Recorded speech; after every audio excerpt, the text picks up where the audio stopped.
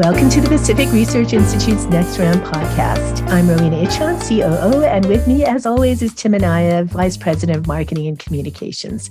How are you, Tim? I am great. How are you? Fine, thank you. So it's been a long weekend and we're back in action. So last Friday was a deadline for bills to be introduced, and there are more than 2,000 bills. We won't cover all of them, but we will definitely follow the major ones over this legislative season. But Tim, what bills are you watching? Well, as I was texting with a friend of mine who's a lobbyist over the weekend, and he said to me, quote, "The amount of trash this year is extensive." And that's good for us because that gives us a lot of things to write about. I'm following a lot of these kind of climate agenda bills that the grand result of them all collectively, if they're enacted, would be to discourage domestic energy production in California, which obviously is a huge thing for our economy and for jobs, especially in Kern County, and would impose a whole bunch of mandates that would, increase energy burdens on Californians and hurt working class households especially hard. So one of the things that has been a kind of a punching bag for Newsom in recent weeks has been, that oil companies are, quote, price gouging Californians. Now, as we as PRI have documented extensively, it's actually government taxes and mandates that are gouging Californians, but that doesn't take away from Newsom trying to change the subject. And so there's a bill, SB 1X2, that would levy, they call it a penalty on oil companies when profits exceed a certain threshold, whatever that may be, whatever, senators decide it to be. And, the fact of the matter is when you kind of go down that line, you're really discouraging people from investing in California. Energy companies investing in California is a good thing for jobs and tax revenue and the economy. So there's that bill. Another bill that's kind of interesting is SB 253, which is kind of along the lines of the push by the Securities Exchange Commission to require a lot of reporting over what is supposedly the climate impact of companies, and even at the federal level, as our Wayne Weingarten has written about, even people in the supply chain would have to file these letters. So this would require $1 billion plus California companies to annually report their greenhouse gas emissions to the public. Again, what does that mean? That I'm sure it will be incredibly costly and bureaucratic to do that. And can you really properly estimate that?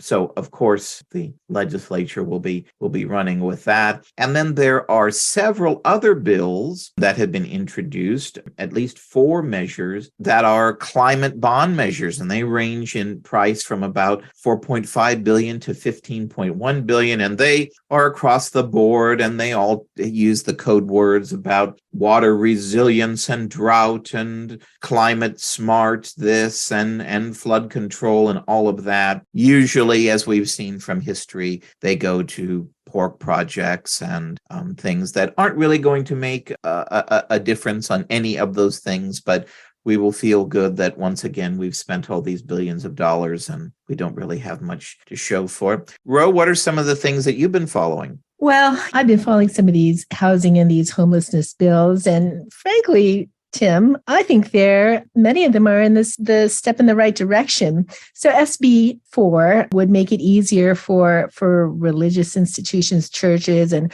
their nonprofit colleges to build housing on their properties.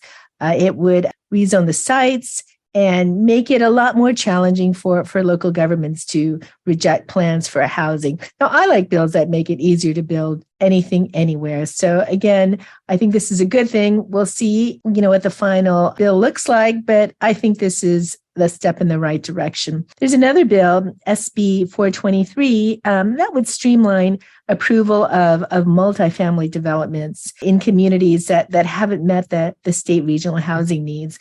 But unfortunately, this bill requires developers to pay workers prevailing wage for building 10 or more units. So that's a downside, but still, again, I think it's going to be helpful. Another bill on homelessness, Assembly Bill 799, that would create an accountability framework for cities and counties and nonprofits who receive homeless housing aid from the state. So it would mean that state and local entities would have to align their goals and curb homelessness. And we're spending so much money on the homeless, Tim, and yet we're not making a dent. So again, I think this bill that provides some kind of accountability will help, depending on the parameters of the bill. But I'm hopeful that we can at least start to rein in some of these costs. I have an interesting blog out this week on Right by the Bay where we go through, there was a state report to the legislature that was released last week that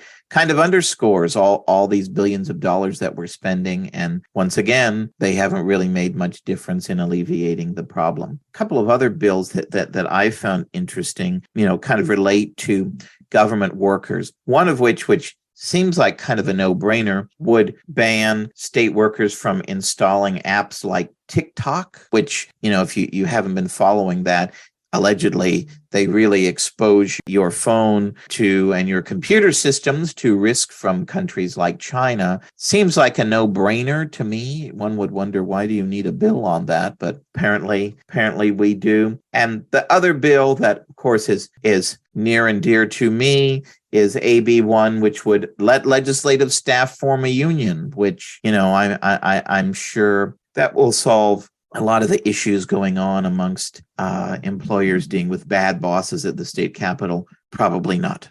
Well, Tim, I've got one more for you. This Assembly Bill 1228, which makes fast food corporations liable for the health and safety violations of California franchises.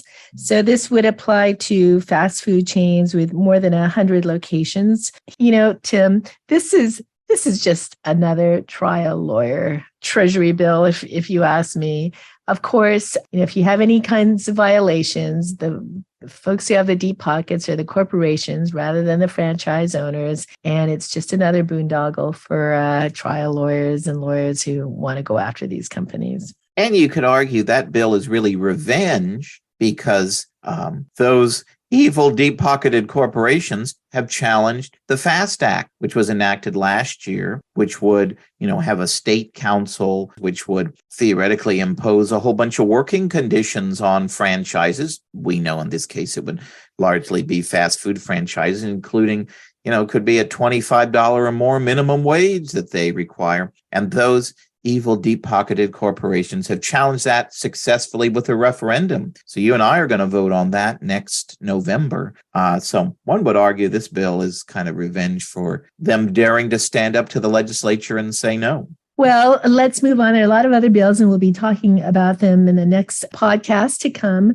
But we've got a special guest for this podcast. He actually gave the keynote address from our very, very successful Ideas in Action conference in Sacramento. So, Tim, you want to introduce our podcast? Yes. So this episode is the first of the next few weeks. We'll be sharing with you what you missed if you weren't there at our great sold out capacity crowd California Ideas in Action conference that we held last week. And this is the great Michael Shellenberger, national best-selling author of books like San Fransicko. And he really I thought it was interesting having him get his perspective on certainly the real world condition of what's going on our streets today in our big cities like San Francisco, and also the real world impact of, policies being put forth from the legislature.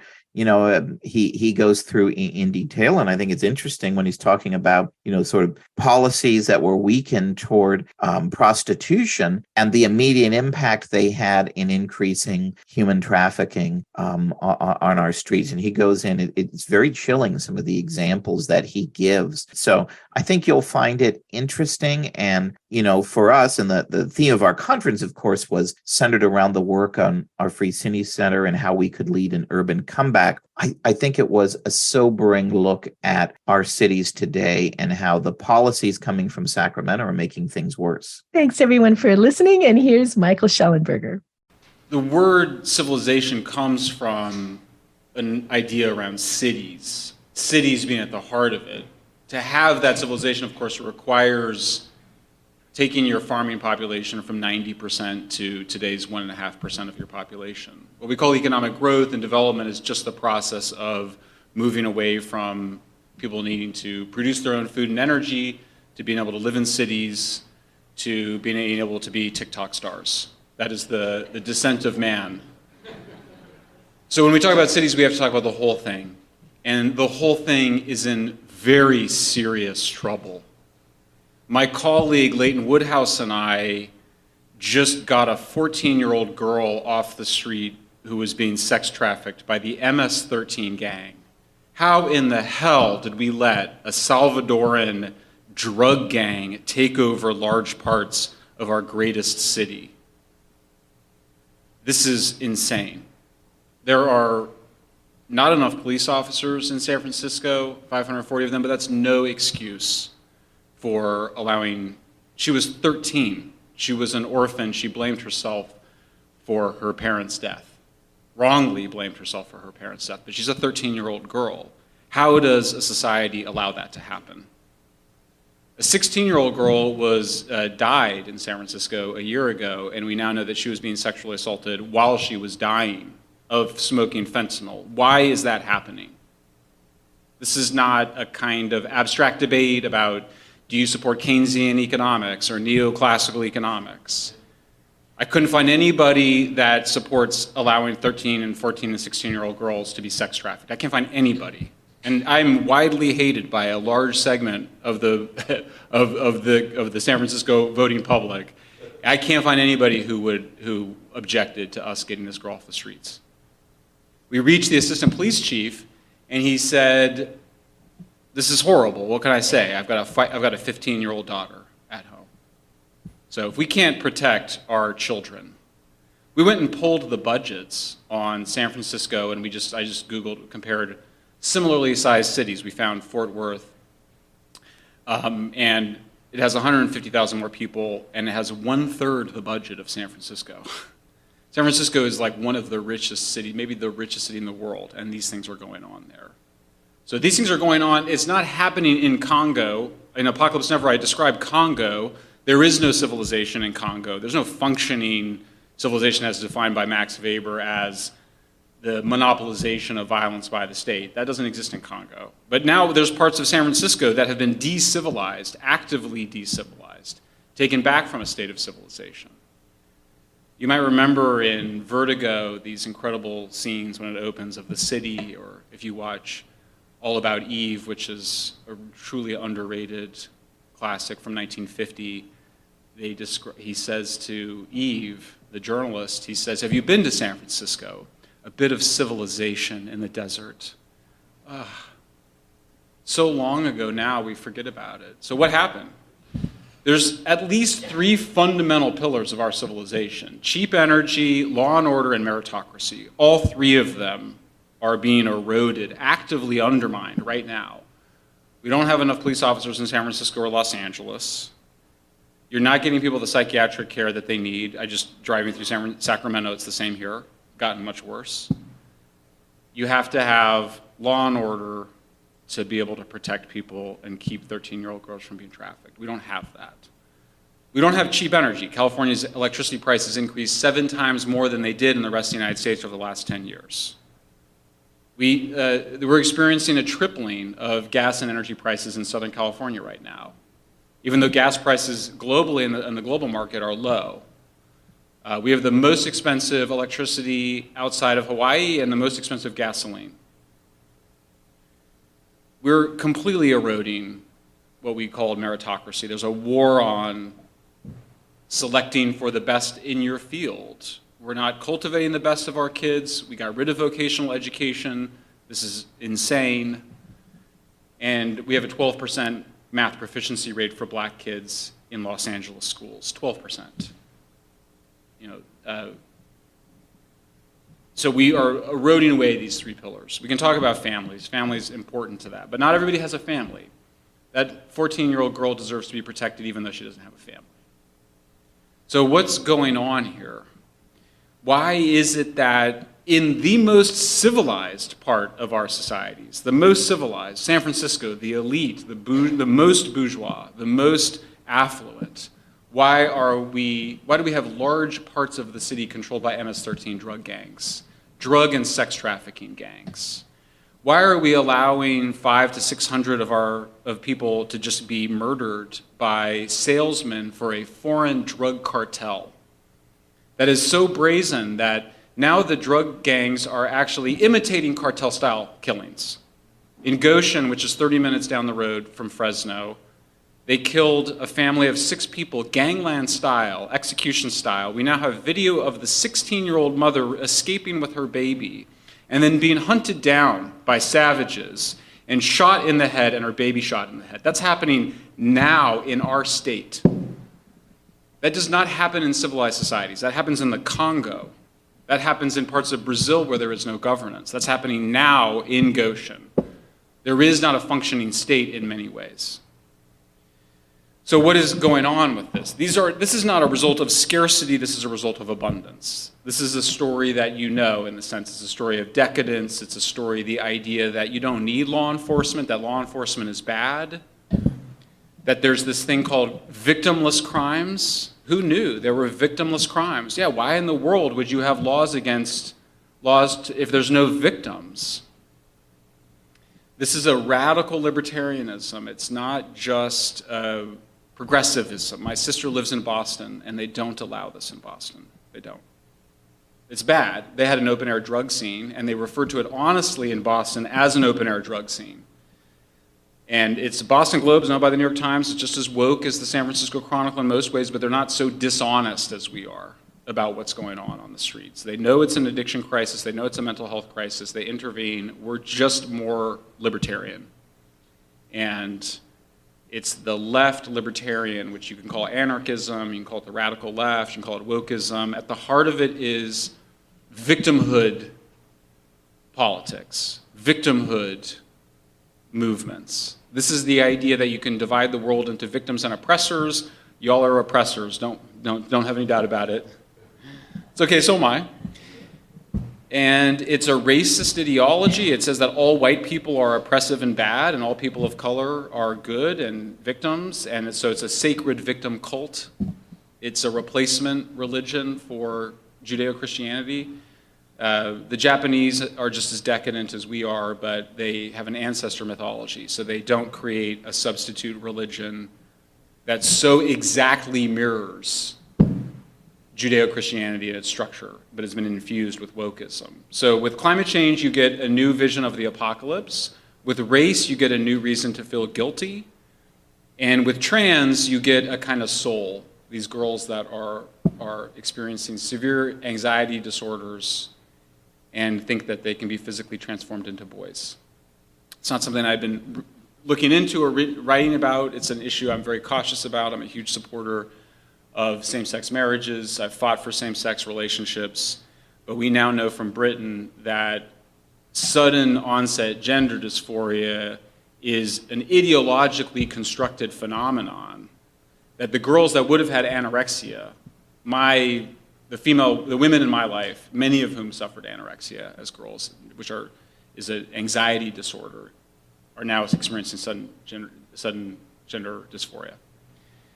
So there's something going on in the society that's eroding these fundamental foundations. And so the solution, on the one hand, is a return to some common sense. You have to have cheap energy and food to have a functioning civilization. You must have law and order to prevent 13 and 14-year-olds from being sex trafficked in San Francisco and to prevent gangland-style killings like the ones in Goshen. You must have a meritocracy if you hope your bridges aren't going to collapse. You must believe in math. You must think math is a thing, an objective reality separate from histories and hierarchies of oppression. But that's not enough, and we now have 75 years of very good psychological research into totalitarianism, totalitarian ideologies, by which I mean principally fascism, communism, wokeism, or victimhood ideologies. These are ideologies that are totalitarian in the sense they're trying to completely transform society in every sphere of society and trying to order it and change human nature in ways that we know cannot be changed.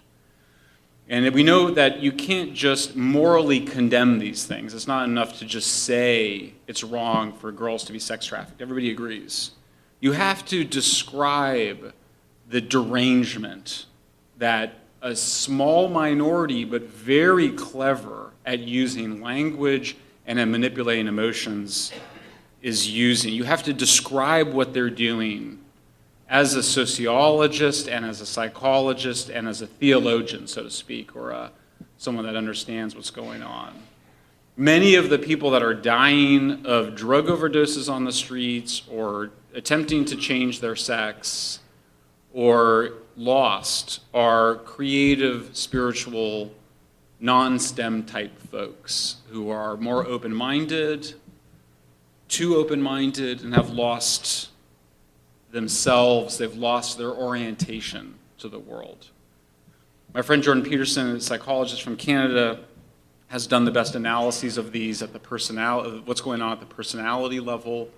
But the picture we're getting now of just what the hell happened over the last 3 to 6 years, it's getting clearer. It's a kind of rising secularization, a spiritual hunger from the population, anxiety, which many people think all anxiety is all related to death anyway, social anxiety, fear of losing your community, fear of losing a sense of identity, a sense of purpose, all of that then being absolutely weaponized and intensified by social media. And we can now see the studies have just come out, and Jonathan Haidt, the psychologist's research, has all been absolutely vindicated on this issue. We're seeing rising levels of intense sadness, loneliness, and suicidality among adolescent girls. Obviously, major personal concern for me as a father of a 17-year-old. She's made it out okay, but it's brutal to watch. It's something like over, I think it's 40% now of girls report significant levels of sadness. Similar upward trajectories of those negative emotions among boys, but much worse with girls. We need to respond to this crisis at all levels. So it's not enough to just say we need more police. It's not enough to say we can't have girls being trafficked. We have to affirm life.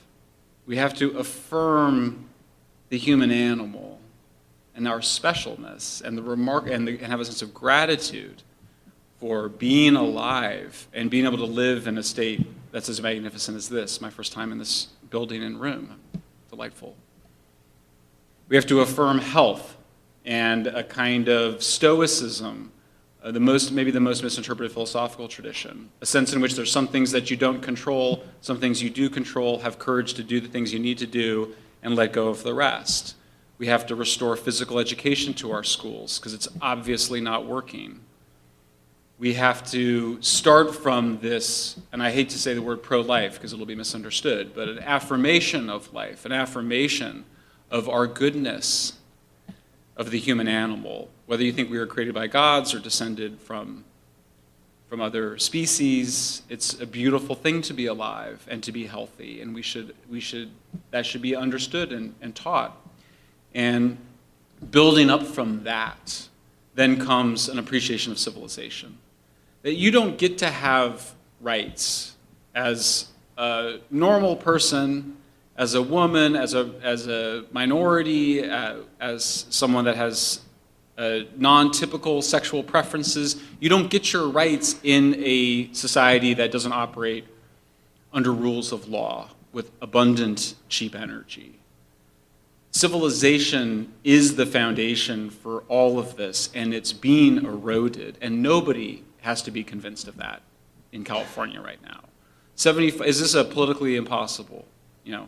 Is this just a radical thing? It's not. We've poll after poll, 75% of people in San Francisco, 75% of San Francisco voters want addicts who are dying all around them to be mandated rehab, recovery, not addiction maintenance. Most people don't want people to just be kept alive in tents and have food brought to them and socks and have the toilets cleaned up after them. Most people don't think that's right. That's the work of a very small and powerful and manipulative minority. Most people want a proper approach, the kinds that we have in civilized countries to deal with the homeless problem. Most people want police officers, and you saw Democrats get right on it. So the agenda is popular. It needs to be connected to a deeper understanding of civilization. I wanted to say something about the family. I had 3 chapters in San Fransicko about the family. Obviously, families are really important, and the outcomes if you have an intact family are much better than if you don't have an intact family. The political right has been very clear about that, and it's made that point very loudly over the last 30 years, and it's had absolutely no impact, as far as I can tell, on public policy or on family stability. It's not to say that you shouldn't moralize or we shouldn't say that we think that's good, but that's not an agenda exactly. Civilization is, and the inspiration for San Fransicko in part was visiting the Netherlands and realizing that this is a very liberal country right there in the northwest of Western Europe. Very liberal, very rich, very similar to California and maybe the Bay Area in particular, but there are no homeless people. There are no encampments. They do not allow people to use drugs in public. They do not allow open-air drug scenes, open-air drug dealings. Yes, there is some amount of sex work, but it's heavily regulated, and they struggle with it. And they chase drug dealers all around. They can't eliminate drugs, but they certainly try to keep them down and repressed.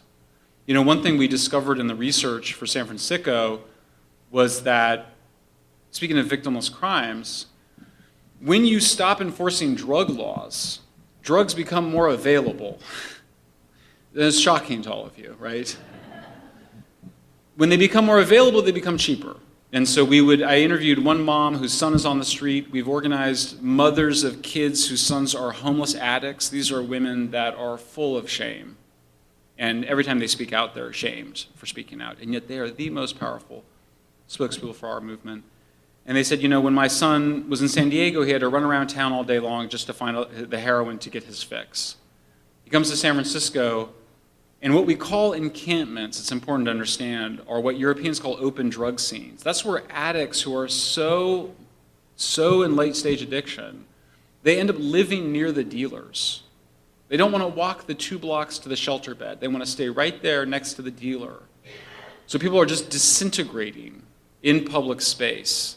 So you can't solve some of these problems. We can't solve family breakup. We can't solve people's desire to become addicts. But you can protect your cities. The sweet spot for those of us that consider ourselves liberals, libertarians, and conservatives is that we're not going to chase around people if you're using drugs in the privacy of your own home.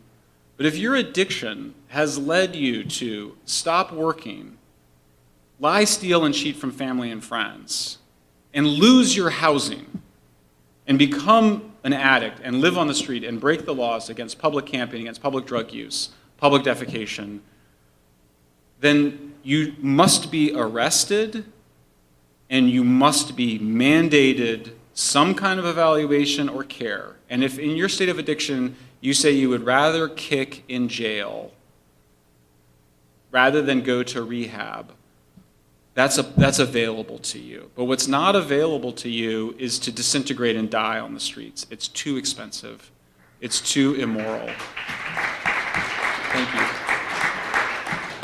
It's the highest cost is not the financial burden. The financial burden is absurd. 50% of all fires in Los Angeles and California in the cities are responding to homeless people, usually overdosing. But the highest cost is the moral cost. And this should matter to the folks that love to moralize about other states. We are in no position to make any moral judgment of any state in America or any civilization across time. If you are discovering naked, psychotic black girls like I did in a blanket alone with predatory men not 10 feet away, and you call 911 and no cops come, nor call you back, You are in no position to talk about the legacy of slavery and racism at all.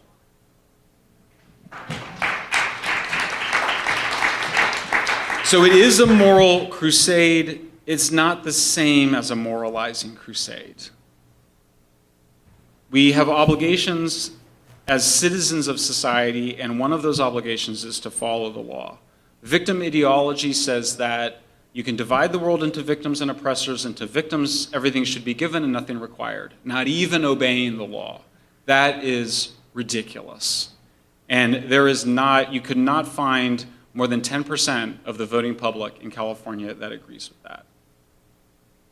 We have an identity problem, and I don't have a solution to it, but I do want to mention it, which is that you have 24% support for Republicans in California. You have a hard barrier in terms of what can be achieved with that identity. I think we have a problem with the conservative identity as well.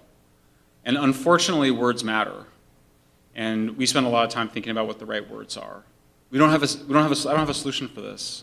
All I can do is do what the punk rock movement did, which is to say, when things get too crazy and complicated, like rock did in the 70s, got too orchestral, and the punk movement said you can have a singer, a guitarist, and a drummer, and that's it. You can have 3 guys on stage, if that, and that's where you need to start. The punk rock move goes, what is the basics? And I think it's those 3 things. You need civilization if you're going to affirm life. You need cheap energy, law and order, and meritocracy. Start there, and then everything needs to flow from that. I love talking about my family. I love my family. My family is the most important thing for me. There's kids out there that don't have families, and we need to have a civilization that protects their rights and their freedoms and their humanity, and that's why I don't think it's the right ground for a powerful center-right politics to be built in California. I'm really eager to have a conversation with all of you, and I hope that you consider staying for a few minutes so we can have a chat. I'm grateful for this opportunity to be here. Thank you guys very much.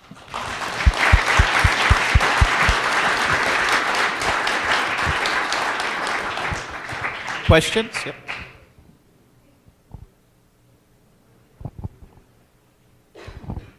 Thank you. I miss your novels, but I think what you're doing is better for your soul.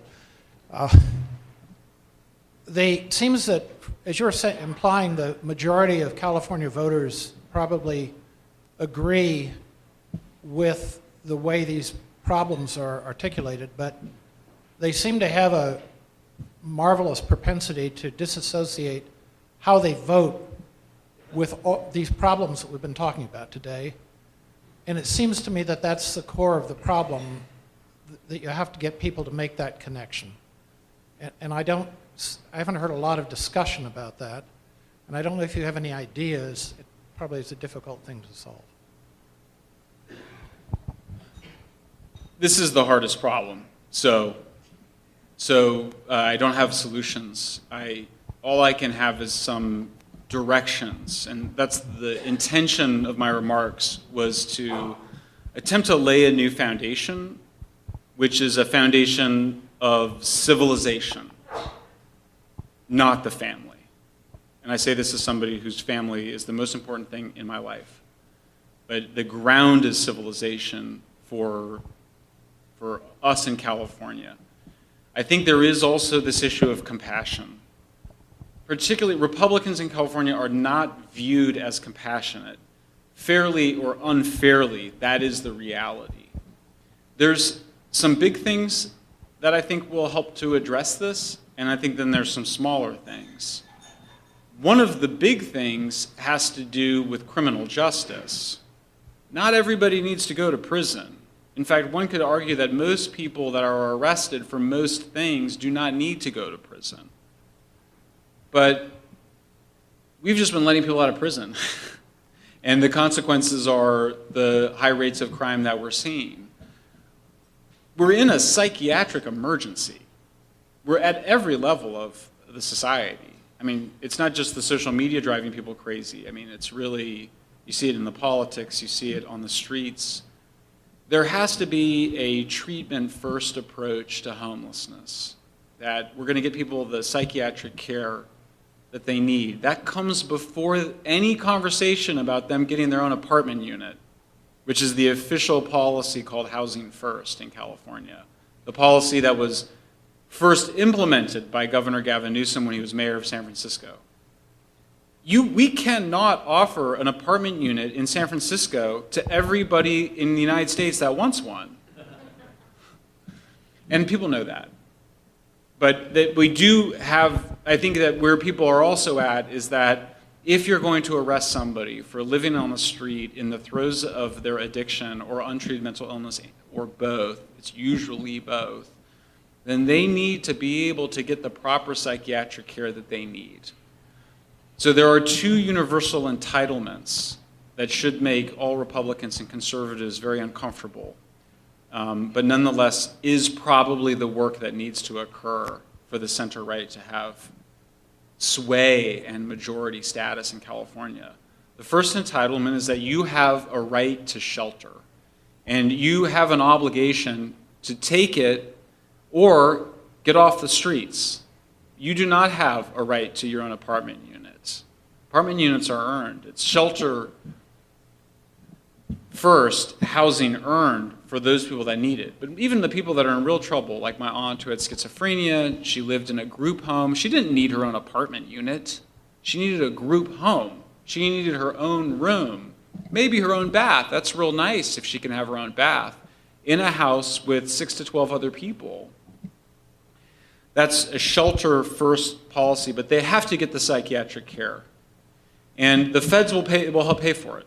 I mean, that's what Medicaid is for. So we're not doing it because the ACLU is in the grip of a radical anti-psychiatry mentality that is just one flew over the cuckoo's nest. That's all it is. It's not more complicated than that. They're not very thoughtful about it. They don't have anything interesting to say about it. They're totally in the minority. The governor just rolled over them with care courts. But it has to be, I think, stated as a value proposition from whatever center-right political movement or party is here. So you have a right to shelter, you have a right to psychiatry, you don't have a right to an apartment. And those two things might be hard for some folks in this room or some folks that are identify as Republican or conservative or libertarian to accept. But I think that those are baseline parts of the function. And if you do them right, then you're not going to need to spend the $130,000 a year on housing people in prisons.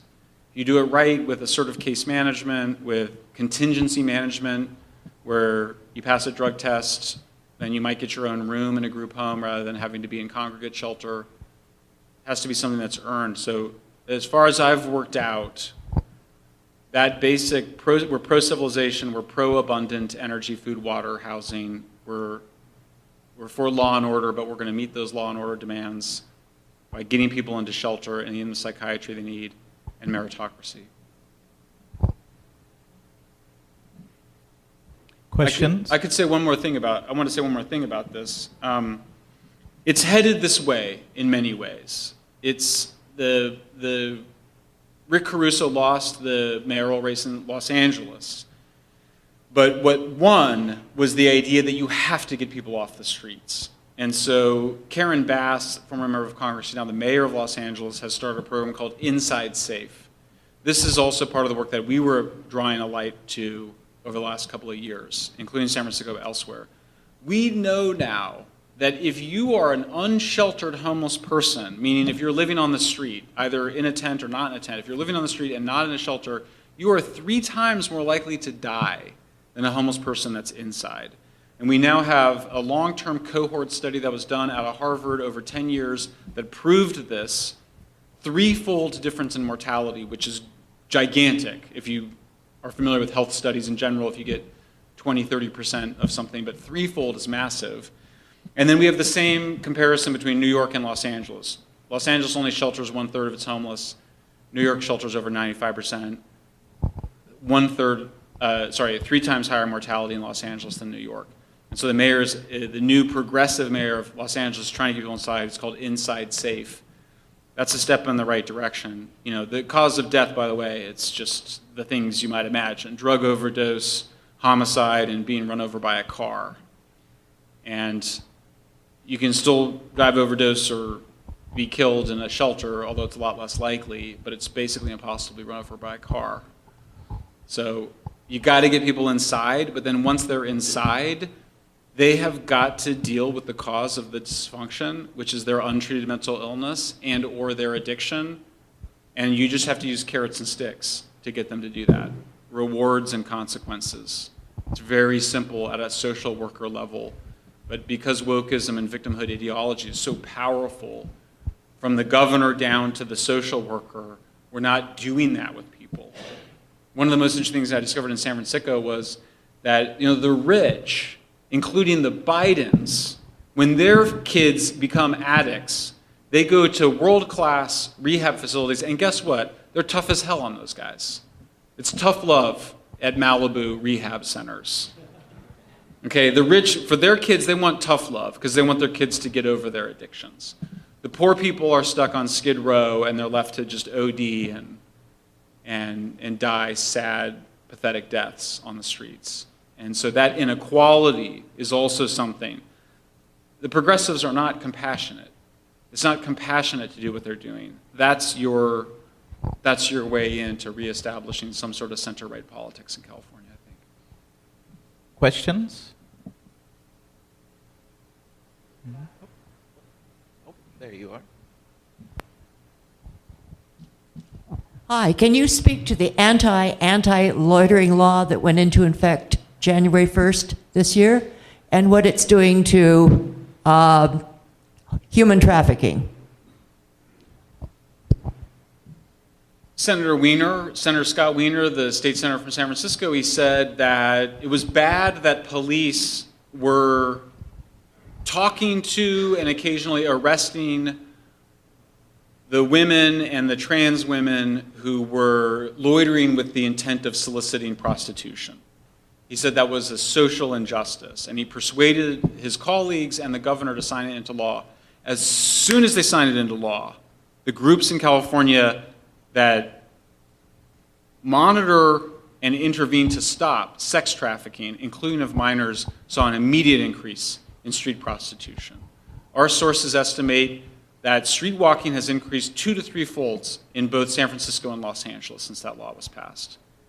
And it's victimless crimes whose victims are 13-year-old girls and psychotic little black girls who are naked on the streets. So it's absolutely pathetic. It's not enough to condemn it. We also have to understand it. It comes right out of this idea that the police are bad. The criminal justice system is bad. Civilization is bad. That's where it comes from. It's that dumb. I wish I could say that I got to the bottom of it and I discovered a great sophistication in the ideology. Because there's a lot of complicated writing. You read Foucault and Derrida, it's not the simplest stuff. But at bottom of it is a really bad, dumb idea, which is that you can actually rank victims. You might have heard of a movement called the BIPOC movement. The BIPOC movement was created because the people that created it felt like black and indigenous people were not high enough on the victimhood totem pole and needed to be elevated above Latinos and particularly Asians, who are so troublesome for maintaining that absurd racist hierarchy. So the idea was, for Senator Wiener, that the police, who are the bad guys, were the problem. That it's the police that are the problem. Not MS-13, not the Johns. So there is sex work in other countries around the world, and it is the oldest profession, and it is not an easy problem to solve, but there does seem to be more progress made in criminalizing the Johns rather than criminalizing the women. That seems to be a way that they've discovered in some countries to reduce the number of women that are in it, that are coerced into it. And without buying into all of some of the rhetoric around it, around sort of some women want it or whatever, if you're going to have these vices in society that we have never been able to fully eliminate and would probably require a kind of authoritarian or totalitarian dictatorship that none of us would want, You have to have laws that you have to stop treating the police as though the police are the problem.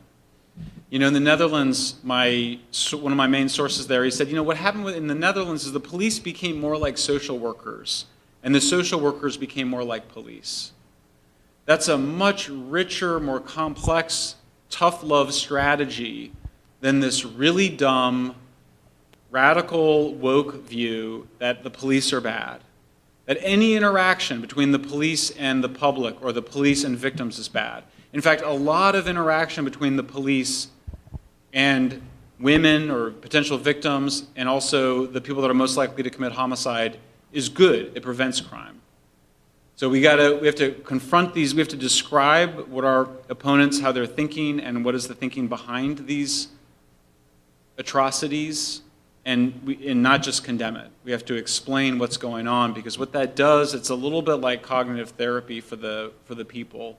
It helps to sort of reveal just how dumb woke victimhood ideology is.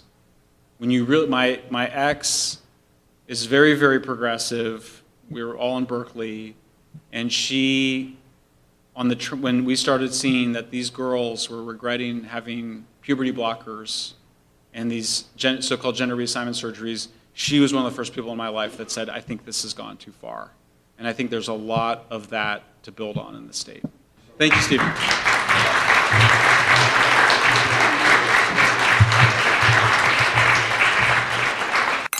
If you like this episode, please tell your friends and subscribe to PRI's podcast at iTunes, Google Play, Stitcher, TuneIn, iHeartRadio, and Spotify.